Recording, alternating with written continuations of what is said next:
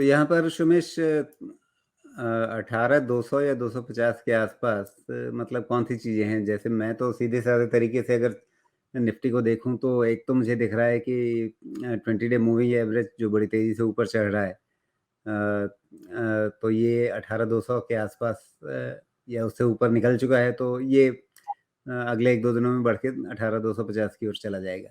या उसके नीचे अगर देखूं तो पिछले मतलब मुझे ये इस हफ्ते के शुरुआती दो दिनों के जो बॉटम बने हैं, आइडेंटिकल बॉटम कह सकते हैं, 18,140 के आसपास कहीं 18,133 का बना और फिर 138 का बना, तो मोटा मोटा आप 18,135 रख लीजिए।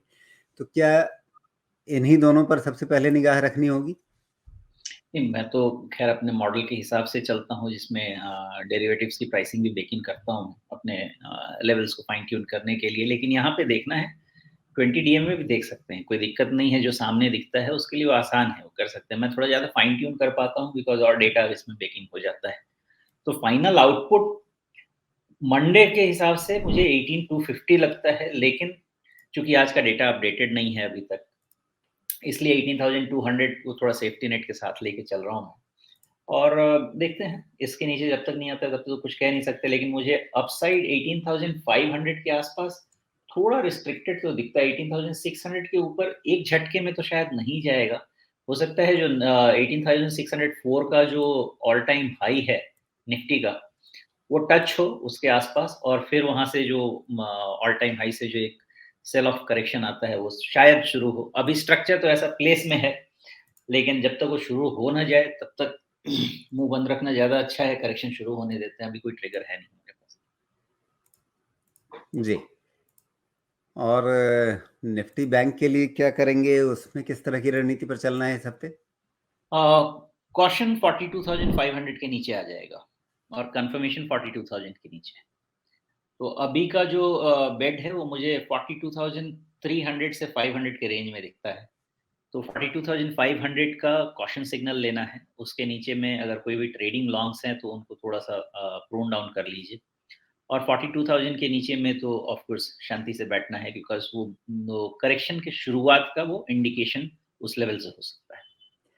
लेकिन अब थोड़ा ऊपर की ओर भी तो निगाह डालनी पड़ेगी ना, क्योंकि जिस तरह से बाजार रुक नहीं रहा है, चलता हुआ ही लगातार दिख रहा है। तो फिर सामने ऊपर की ओर निफ्टी और बैंक निफ्टी दोनों में कौन से लेवल्स नज़र आ रहे हैं इस समय? 43,000 पे है, इश्यू है निफ्टी बैंक को, 43,000 पे है। जब तक उसके ऊपर क्लोज़ नहीं है 44,000 45,000 वाला लेवल ओपन नहीं होगा। तो 43,000 on closing basis Nifty bank का प्रॉब्लम है। वो क्लोज़ हो जाएगा तो फिर वहाँ से भी क्लियर हो जाएगा। अगर 200 पॉइंट ऊपर क्लोज़ होता है उससे, तो और ज़्यादा अच्छे क्लियर इंडिकेशन आ जाएँगे कि फिर 44,000 आ जाएगा। जब तक वहाँ से क्लोज़ नहीं मिलता है, इंट्राडे लेवल्स कहीं भी जा सकते हैं, उसके बाद रिवर्सल हो सकता है। इस चीज़ का ध्यान रखना है। और जी। निफ्टी में 18,600 के ऊपर फिलहाल डेटा नहीं बन रहा। 18,600 अगर क्लोज़ ले लेगा तो उसके फिर ऊपर डेटा बनेगा सीधा 19,000 का, 19,200 का। उसके पहले वो डेटा नहीं बन रहा। मतलब ये कि निफ्टी 50 जब तक अपने पिछले ऑल टाइम हाई को पार न करे ठीक तरह से, मतलब निर्णायक तरीके से आप कह रहे हैं, तब तक उससे ऊपर के बारे में अभी सोचने की गुंजाइश नहीं बन पा रही है। करेक्ट, बिल्कुल सही बात है। अभी वहाँ पे बहुत ज़्यादा फँसने के चांसेस दिख रहे हैं। तो ये तो 100 पॉइंट दूर है। नहीं, बात 100 पॉइंट की या 50 पॉइंट की नहीं है, बात तो डेटा फॉर्मेशन की है, तो बहुत हेवी है। 18,600 क्लोज़ देगा तो बहुत स्टॉप लॉसेस अपने आप जाएँगे, तो 300-400 पॉइंट तो वैसे ही खींच के लेके चले जाएँगे निफ्टी को। लेकिन जब तक वो नहीं जाएगा, ऑल टाइम हाई के स्टॉप लॉस पे तो सभी वेट करेंगे, मशीन भी वेट करेगा, तो वहाँ पे तो वेट करेंगे सभी। मतलब ये कि 18,604 वो लकीर है जिसके पार होने के बाद